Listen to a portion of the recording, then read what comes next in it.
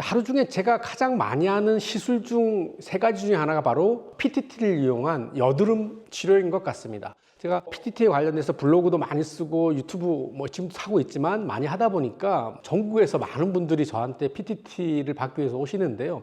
정말 다양한 분들이 PTT에 대해서 저한테 많은 질문을 하시고 또 어떤 분들은 조금 잘못된 상식을 가지고 계신 분들도 꽤 있더라고요. 그래서 오늘은 제가 많은 환자분들께서 잘못 알고 계시는 분들 또는 많이 물어보시는 부분들에 대해서 하나씩 답변을 드리는 방식으로 진행해 보고자 합니다.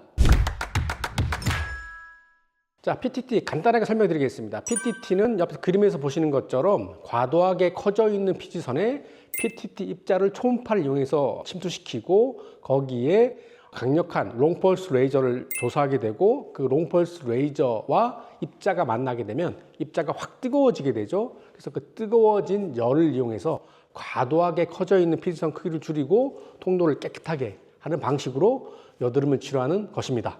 자, 가장 맞는 질문 중에 하나가 원장님, 제가 다른 병원도 갔고 인터넷 찾아보니까 PTT 할 때 그렇게 아프지 않다라고 따뜻한 정도라고 하는데 왜 선생님께서는 좀 아프다라고 말씀을 하시냐라고 물어본다면 이거는 제가 말한 것이 아니라 2015년도에 PTT를 처음으로 보고한 하버드 의대 락스 앤더슨 박사 논문에 나와 있는 내용입니다.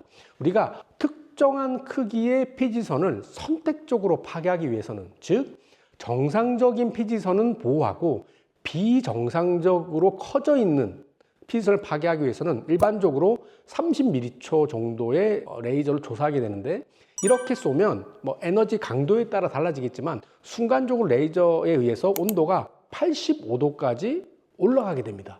순간 온도 85도, 사실 통증은 어느 정도 있죠. 그래서 레이저를 특정 부위에 다다다다 해서 여러 번씩 점점점 열을 쌓아가는 방식이 아니라 한 번에 꽝 쏴서 85도 탁 올리는 그런 방식으로 치료하는 것이 PTT 방식입니다. 자, 제네시스 방식의 문제는 한 곳에 열을 중첩하다 보니까 이게 속에 있는 온도를 정확하게 사실 맞추기가 너무 힘들어요. 다다다다 쏘면 잘못했다가는 한 곳에 너무 중독돼서 화상을 입을 수가 있고 또 그게 또 약간 좀 걱정되다 보니까 핸드핏을 너무 빨리 움직이면 레이저를 들어갔지만 실질적으로 우리가 원하는 충분한 온도가 올라가지 않을 수가 있죠. 사실은 거의 후자가 거의 대부분이지만 그래서 중첩하는 방식보다는 하버드 의대에서 보고한 방식대로 한 번에 한 방씩 빵 쏘고 85도 팍 올라가고 이런 방식으로 하는 것이 맞습니다. 자, 두 번째 묻는 거는 선생님 PTT 그럼 몇 번 정도 받아야 되나 물어본다면 보통 저는 2주 간격으로 3회를 받으면 됩니다 라고 설명을 합니다. 역시 저한테 그렇게 묻지는 않겠지만 보통 제네시스 방식으로 PTT를 수술받으면 보통 7회, 8회, 9회 이렇게 하는 경우가 많은데 왜 그렇게 많이 하게 되냐면 아까 말씀드렸죠. 확실하게 피지선이 파괴되지 않았기 때문입니다. 자, 3회 역시 제가 계속 강조하기보다는 논문 보실까요? 자, 이분이 락스 앤더슨 박사인데 논문에서 2주 간격으로 3번을 치료했더니 약 60% 정도의 호전이 있다고 보고되어 있습니다. 제가 말하는 방식은 제가 주장하는 것이 아니라 PTT를 처음 보고한 하버드 의대 방식에 부합한 방식입니다. 또 이렇게 묻는 분들이 있어요. 선생님, 꼭 PTT를 2주 간격으로 받아야 되나라고 묻는 분이 있는데 이게 좀 애매한 부분이 없지 않아 있습니다. 바쁘셔서 4주 간격으로 받아도 사실 큰 문제는 없어요. 피지선 항아리라고 보시면 거기 입자를 집어넣죠. 이거 시간이 지나면 자연적으로 바깥으로 좀 배출이 되게 됩니다. 그런데 1주, 2주, 3주, 4주가 지날수록 점점점 배출이 되다 보니까 피지선에 남아있는 입자가 적어지게 되죠. 사실 2주 정도 지나면 완전히 배출되지가 않았죠. 거기에다가 우리가 추가로 또 입자를 집어넣게 되면 지난번 넣은 거에 조금 더 많이 입자가 들어가니까 효과가 조금 더 좋습니다. 그런데 그게 아주 큰 영향을 미치는 것 같지는 않아요. 만약에 4주 간격으로 오시면 제가 그 정도 지난번 넣었던 걸 거의 다 빠졌을 거야 라고 제가 이제 가정을 해서 레이저 강도를 조절하면 되는 거니까 내가 4주 지났다고 해서 크게 효과 없을 거라고 걱정할 필요는 없습니다. 그럼에도 불구하고 되도록이면 2주 간격으로 받는 거를 추천드립니다. 말이 좀 왔다 갔다 하는 것 같지만 2주 간격이 맞습니다. 자, 네 번째 고려사항. 사실 질문은 아니죠. 환자분이까지 모르니까. 자, PTT 입자를 아까 제가 피지선에 침투시켜야 된다고 했잖아요. 이때 침투시킬 때 중요한 사항은 LDM으로 침투시킬 수도 있고 저주파 초음파를 이용해서도 침투시킬 수 있습니다. LDM은 대표적인 고주파 장비인데요. 앞에 한번 그래프를 보시죠. 자, 그래프를 보시면 좀 복잡해 보이지만 주파수가 고주파에서 저주파로 갈수록 입자 침투가 잘 되는 것으로 보고되어 있습니다. LDM 나쁘다는 뜻은 아닙니다. LDM은 너무 고주파다 보니까 옆에서 그림에서 보신 것처럼 세포 사이사이에 자그마한 물방울 같은 것들이 생겨서 피부 결을 좋게 하고 피부를 진정시키는 데는 정말 좋은 장비죠. 하지만 무언가를 침투시킬 때는 고주파보다는 저주파를 사용하는 것이 좋습니다. 제가 진료실에서 예를 들어서 하는 그림인데요. 자, 스파이더맨이 우리 3층에 있는 가운데 방을 폭파시키고 싶어요. 이 방을 폭파시키기 위해서는 최소한 조그마한 소형 폭탄이 10개가 필요한데 10개가 아니라 2개만 들어가 있다. 그렇게 되면 방을 폭파시키는데 조금 효과가 떨어지겠죠. 즉 입자를 침투시킨다는 이 부분은 어떻게 보면 그렇게까지 큰 영향을 미치지 않을 것처럼 생각할 수 있지만 사실은 PTT 치료에 있어서 아까 말했던 롱펄스 30mC만큼이나 중요한 요소가 됩니다. 즉 입자 침투, 고주파가 아니라 저주파 초음파를 사용해야 됩니다. 다음은 선생님 PTT 받고 나면 또 묻는 거는 저희 병원이 이제 여의도에 있다 보니까 주로 이제 학생들보다는 직장인들이 많이 오시는데요. 선생님 PTT 받고 제가 다음날 출근해야 되는데 다운타임이 좀 길면 안 되는데 어떻게 되나요? 라고 이제 물어보면 자, 결론부터 말하면 PTT 시술 자체는 다운타임이 거의 없다라고 보시면 됩니다. 하지만 제가 거의 없다라는 뜻은 뭘까요? 자, PTT 입자를 집어넣기 전에는 자, 우리가 화이트헤드, 블랙헤드라고 하는 것들이 있죠. 이런 것들이 지금 피지선을 피지가 막고 있잖아요. 막고 있으면 입자 침투가 안 되겠죠.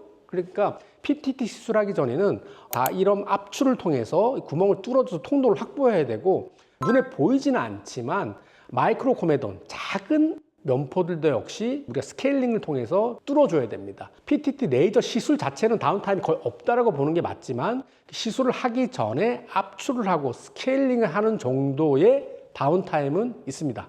자, 다음번 묻는 거는 선생님 제가 어느 정도 비용을 들여서 PTT를 받는데 이거 받으면 영구적으로 좋아지나라고 묻는다면 사실은 영구적이지는 않습니다. PTT를 통해 정상적인 크기로 줄여 놓을 수 있는데 이것이 유지가 된다면 PTT는 여드름의 완치의 개념이 되겠죠. 하지만 우리가 정상적인 크기까지 줄여 놓을 수 있는데 이것이 우리가 유지시킬 수는 없어요. 6개월 정도 지나면 피지선이 다시 서서히 커집니다. 자, 그래서 영구적이지는 않고 우리가 3회 정도 PTT 받으면 6개월 후에 2번 정도씩 유지 치료를 받아야 됩니다. 자, 한번 실제 제가 치료했던 결과 사진 한번 보시죠. 자, 치료 전, 자, 치료 후 보시면 여드름 많이 좋아진 거 보시죠. 근데 이분이 지금 영구적이지 않습니다. 이 사진은 3번 치료하고 6개월 있다가 치료받고 또 6개월 있다가 치료받은 결과입니다. 자, 치료 후 사진을 보면 피부 결이 상당히 좋아졌죠. 자, PTT가 열을 이용하다 보니까 마치 써마지를 한 것처럼 콜라겐층이 뜨거워지다 보니까 신생 콜라겐이 만들어져서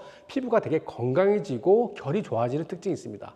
간혹 더 이상 PTT를 할 필요 없는데 6개월 간격으로 꾸준히 받으시는 분이 있어요. 그래서 왜 그러시나요? 물어보면 선생님 써마지 좀 부드럽게 받는 것 같은 느낌이라서 꾸준히 받는데 받으면 안 되나요? 라고 물어본다면 사실 써마지 받는 개념으로 받는다면 받을 수도 있겠죠. 자, 또 자주 묻는 질문 중에 하나는 선생님 PTT를 통해서 피지선을 줄이면 얼굴이 건조해지지 않나요? 라고 물어보는 분이 있어요. 이분은 되게 스마트하신 분인 것 같아요. 옆에서 그림에서 보시는 것처럼 PTT를 받고 나면 커져 있는 피지선이 정상적인 크기로 작아져 있죠. 사실은 이 부분이 별거 아닌 것 같지만 상당히 중요한 부분입니다. 차라리 완전히 피지선을 파괴하는 것이 더 쉬울 수 있어요. 하지만 완전히 파괴하면 얼굴이 건조해서 일상생활을 할 수 없겠죠. 너무 과도한 피지선은 정상적인 크기 정도로만 줄여야 됩니다. 아까 제가 말씀드렸는데 기억나시나요? 우리가 특정 크기의 피지선을 선택적으로 파괴하기 위해서는 30mCho, 0.03초로 레이저를 쏜다고 했잖아요. 이 뜻은 피부과 전문의 선생님들한테 되게 익숙한 개념인데 셀렉티브 포토 서모라이시스라는 개념이 있습니다. 복잡한 거 생략하고 0.03초로 치면 0.32mm보다 커진 비정상적인 피지선만 선택적으로 데미지를 줄 수 있습니다. 즉 그거보다 작은 정상적인 피지선은 손상을 받지 않습니다. 즉 말은 복잡하게 했지만 PTT를 받는다고 해서 피부가 건조해지진 않으니까 너무 걱정할 필요는 없습니다. 자, 마지막으로 선생님 PTT도 레이저인데 레이저 계속 받으면 피부가 얇아지지 않나요? 라고 묻는 분이 간혹 가다가 있는데 이거는 이전에 제가 한번 레이저 여러 번 받으면 피부가 얇아지나요? 해서 한번 다뤘던 내용인데 골드 PTT를 통해서 열적 자극이 들어가면 콜라겐 형성이 자극이 돼서 오히려 피부 진피층이 더 치밀해지고 건강해집니다. 자, 커져 있는 피지선이 작아진 게 보이시나요? 근데 그 작아진 피지선 주변에 있는 콜라겐 섬유들이 치료 전에 비교하면 되게 색깔이 붉어지고 되게 치밀해져 있죠. 즉 열적 자극에 의해서 신생 콜라겐이 생성되었기 때문에 그런 것입니다. 즉 얇아지는 것이 아니라 오히려 더 치밀해지고 건강해지는 거니까 전혀 걱정할 필요는 없습니다. 자, 오늘은 PTT와 관련돼서 좀 잘못 알려진 사실들 또는 환자분들께서 많이 궁금해하시는 분들에 대해서 하나하나씩 제가 설명을 드렸는데 PTT로 고민하시는 분들께 제가 오늘 드린 말씀이 조금이나마 도움이 됐길 바랍니다.